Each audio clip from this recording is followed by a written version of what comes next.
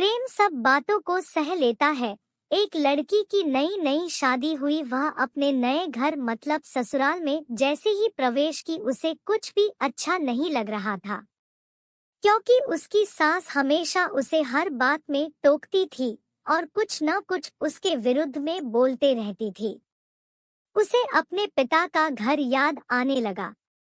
हर पिता के समान उसका पिता भी उससे बहुत प्रेम करता था। बचपन से जवानी तक पिता ने अपनी बेटी की सारी जरूरतों को पूरा किया था और बहुत लाडों से अपनी बेटी को पाला था। यह नई नवेली दुल्हन अपनी सास के इस रूखे व्यवहार के कारण परेशान हो गई और कई बार तो उसने अपनी सास को खरी खोटी सूना देती थी, जिसके कारण घर में बड़ी ही असमंजस की परिस्थिति हो गई।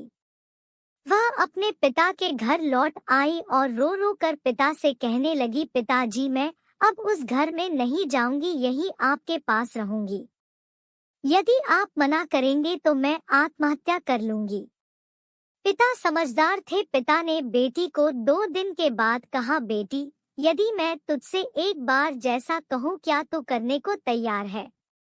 यदि तू उसके बाद भी कहेगी कि तू इस घर में मेरे साथ रहना चाहती है तो कोई बात नहीं। बेटी ने पिता से कहा, कहिए लेकिन याद रखना यह अंतिम बार होगा कि मैं उस घर में जाऊंगी। पिता ने कहा, वहां जाकर जैसे ही तुम्हारी सास तुम्हें कुछ बुरा भला कहने लगे तभी तुम अपने मुंह में एक कुल्ला पानी भर लेना और तब तक मुंह में पानी भरे रहना जब तक सासू माँ बोलना न बंद कर दे, और उसके बाद उस पानी के कुल्ले को नाली में थूक देना और फिर कुछ भी पलटकर मत कहना।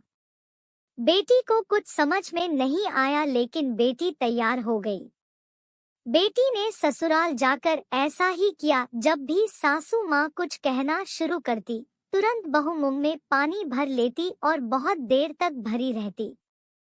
धीरे धीरे कुछ ही दिन में सासू माँ का व्यवहार इस बहू के प्रति नम्र हो गया।